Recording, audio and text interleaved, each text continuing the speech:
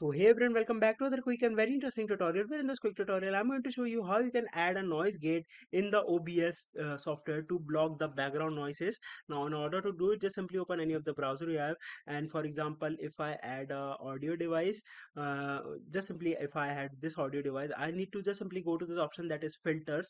When I go to the filters, I currently have this noise suppression. But if this it does not work, I just need to hit this add button and add a noise gate option. Once I do it, just simply name it, and you might have been noticed some changes in the audio as well.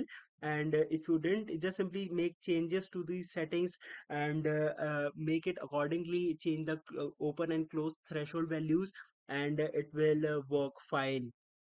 So by this method, you can easily remove the background noises using noise gate. Alright, so that's it for this tutorial. I hope this video will be helpful for you. Make sure to hit the like button and subscribe button for more such helpful and interesting tutorials. See you in the next one. Take care.